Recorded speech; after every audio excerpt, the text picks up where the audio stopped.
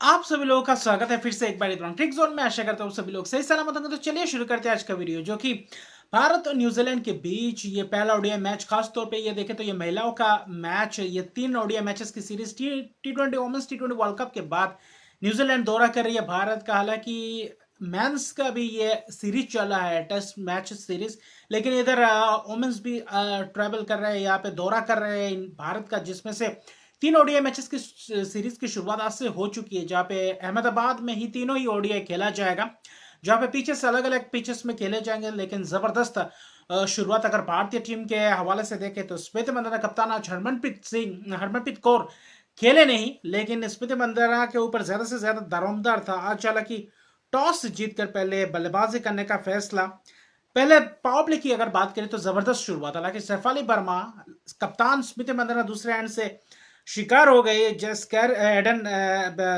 का, जहां पे कट खेलने गए थे, वहां पे कैच दे बैठे, उतना खास शुरुआत नहीं दे पाए। लेकिन शिफाली वर्मा की जबरदस्त शुरुआत, जो आक्रामक शुरुआत चाहिए था, खासतौर पे टी20 में भी ऐसा ही अप्रोच रहता है, ओडीआई में भी वैसा ही अप्रोच। लेकिन शिफाली वर्मा को ऐसा सोचने वाली बात है कि पावर प्ले के बाद कैसे उनके बीच देखे तो उनके ऊपर कितना दारोमदार, कितना पोटेंशियल है कि यहाँ पे सिंगल्स डबल्स से ज्यादा मैच निकाल कर एक बड़ा पार्टनरशिप की तरफ तब्दील कर सकता है। हालांकि एक अच्छी खासी पावर प्ले में जो इनिंग्स खेल के गया, वो उसके तहत ही भारतीय टीम में जो प्लेटफॉर्म सेट कर दिया था पावर प्ले में, जिसमें से 22 गेंदों में 33 रन की पारी एडन कार्सन के शिकार हो गए थे, शॉट मारने गए थे, वहां पे कैच दे बैठे, वरना अच्छा खासा स्ट्राइक रेट, चक्का भी मारा था, 5 चौके, जबरदस्त आज बल्ला चल रहा था। लेकिन जहां पे पावर प्ले की बात है, पावर प्ले में 2 विकेट गिरा था लगभग, जिसमें से आप 69 रन आप बोर्ड पे लगा दिए थे, और अच्छा खासा 20-25 ओवर अच्छा खासा घटा था।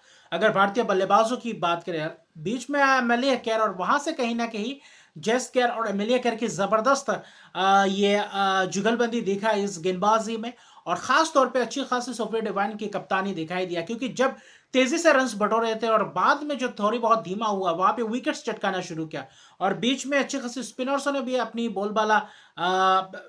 बाले से गेंदबाजी की, और वहां पे स्पिनर्सों ने भी अपना जलवा बिखेरा। मिलिया केयर ने 9 ओवर में 1 मिनट में 42 रन देकर 4 विकेट, जबरदस्त स्पेल। मिलिया केयर टी20 वर्ल्ड कप से जो लय पकड़ चुकी है, खासतौर पे ये कंटिन्यू कर चुकी है। मिलिया केयर थोड़ी बहुत दिक्कत है, हालांकि बल्लेबाजी में बहुत ही निचले क्रम में आए, जहां पे अमूमन बल्लेबाजी करते हुए दिखते नहीं।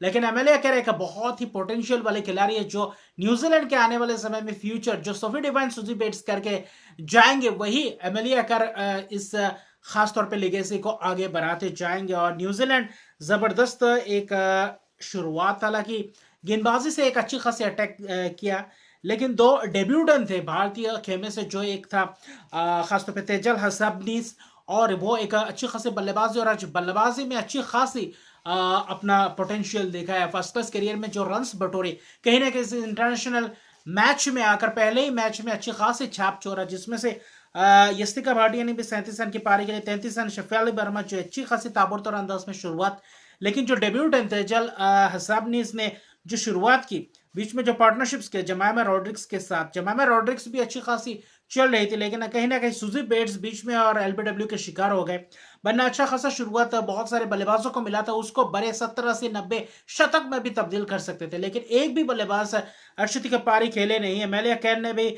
तेजल को चलता है कि स्टैंपिंग के तहत आउट हुए, लेकिन दीप्ति शर्मा जहां पे विकेट्स गिरे थे, खासतौर पे जो शुरुआत दिया था, उसके बाद जब विकेट्स गिरना शुरू हुआ, कहीं ना कहीं रॉड्रिक्स और तेजल हसबनीस के बीच एक पार्टनरशिप हुआ था, जिसमें 61 रन की जबरदस्त पार्टनरशिप, उस पार्टनरशिप ने थोड़ी बहुत और वापसी करवाई। फिर एक और पार्टनरशिप दिखा दीप्ति शर्मा और तेजल के बीच 29-30 रन की लगातार 30-30 रन की पार्टनरशिप, जिसके कारण थोड़ा और आगे बढ़े, और आखिर में जो विकेट्स गया, वहां पे कहीं ना कहीं गुच्छों में विकेट्स गिरे, वरना पूरी 50 ओवर खेलते तो शायद 270 के करीब पहुंच सकते थे। कहीं ना कहीं 227 पे ऑल आउट हो गए। दीप्ति शर्मा ने 41 रन की पारी, जबरदस्त एक शॉट लगाया, छक्का भी जा रहा था, जबरदस्त रन से बटोरे, बीच में अच्छे खासे रनिंग बिटवीन द विकेट रहा। तेजल हसबनी से एकदम कॉन्फिडेंट थे, पहले मैच दिखा ही नहीं कि अपना पहला मुकाबला खेल रहे थे। 41 रन की पारी, 42 रन की पारी, जबरदस्त शॉट्स लगाए, पार्टनरशिप भी जबरदस्त रहा। जो एक शुरुआत चाहिए था, वो शुरुआत मिल चुका है इस इंटरनेशनल कैरियर का। लेकिन कहीं ना कहीं एमएलए केयर ने जो जलवा बिखेरा आखिर में, वही कहीं ना कहीं रणगति में धीमा कर दिया था। वरना जो शुरुआत था पावर प्ले 10-15 ओवर, ऐसा लग रहा था कि भारत 300 प्लस कर सकते हैं। बीच में आकर लगा कि शायद 300 270 80 के करीब जाएंगे तो अच्छा रहेगा, लेकिन कहीं ना कहीं ऑल आउट कर गए। 45 ओवर के अंदर अंदर 44.3 ओवर में 227 बनाए, एक अच्छी खासी स्कोर तक पहुंचे जिसमें लड़ाई कर सकती है गेंदबाजी। और खासतौर पे साइमा ठाकुर अपना डेब्यू कर रहे हैं गेंदबाज, जो रेणुका सिंह के साथ एक अच्छी खासी शुरुआत रहा, जहां पे खासतौर पे अगर आप देखें तो 228 रन का लक्ष्य, ऐसा लग रहा था कि न्यूजीलैंड एक अच्छी खासी शुरुआत देगा। लेकिन दूसरे ही ओवर में जो सूजी बेट्स को विकेट मिला, साइमा ठाकुर का अपना पहले ही ओवर में डेब्यू मैच में पहले ही ओवर, क्या जबरदस्त ड्रीम विकेट। सूजी बेट्स एक लेजेंडरी खिलाड़ी का विकेट मिलता है, वहां पे वो एक रन पे निपट जाते हैं, तो कहीं ना कहीं तब दबाव बनाया। जॉर्ज प्लीमर की अच्छी खासी शुरुआत, 25 गेंद में 25 रन, लॉरेंट डाउन की भी अच्छी खासी शुरुआत, लेकिन धीमे रहे। कहीं ना कहीं पावर प्ले में उतना तेजी से रन्स बटोरे नहीं जितने तेजी से रन्स बटोर सकते थे। हालांकि 40-45 रन 40 रन बनाए, 2 विकेट गए। प्लीमर का विकेट बहुत महत्वपूर्ण विकेट चटकाया, कॉटन बॉल था। दीप्ति शर्मा ने भी स्पिनर्स लगाए थे, स्पिनर्सों ने अच्छी खासी गेंदबाजी की इस मैच में।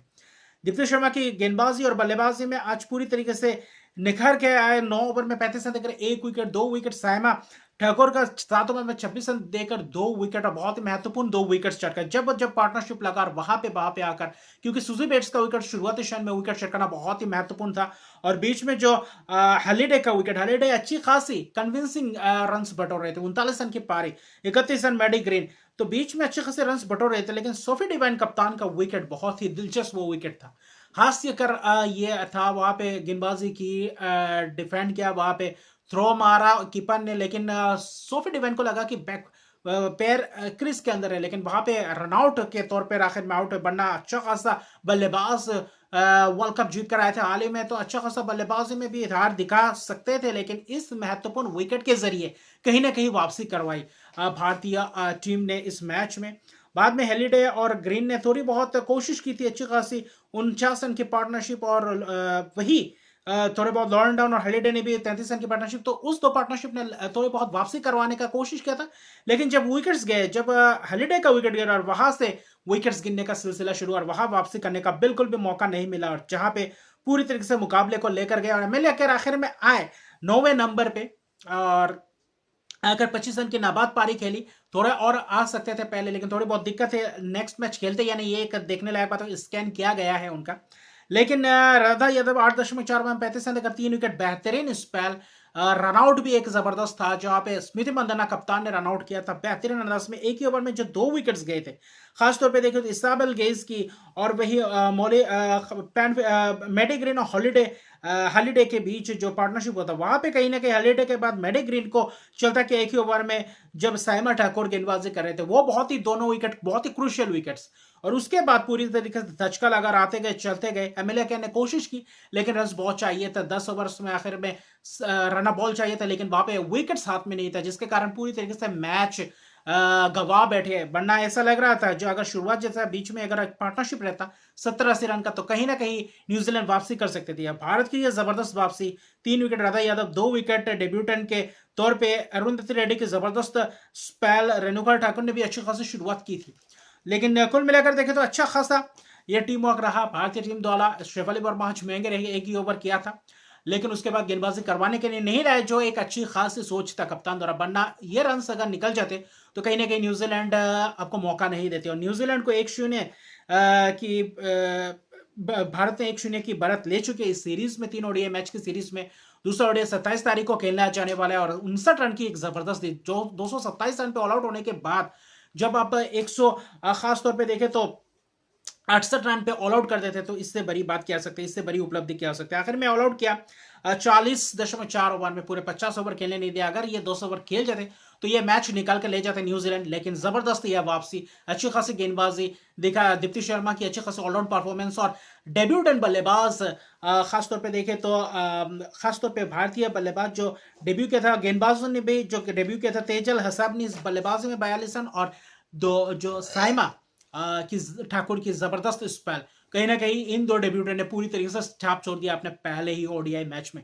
तो जबरदस्त जीत, देखते हैं सीरीज भारतीय टीम अपने नाम कर पाती है या नहीं, या फिर न्यूजीलैंड दूसरे ओडीआई में कुछ अलग ही तरीके से वापसी करती है, क्योंकि न्यूजीलैंड चैलेंजिंग हमेशा चैलेंज करते हैं, तो वो सबसे बड़ा महत्वपूर्ण बात होगा न्यूजीलैंड के खेमे से एमेलिया क्या दूसरे मैच में खेलने के लिए उपलब्ध होते हैं या नहीं, ये एक सबसे बड़ी बात है।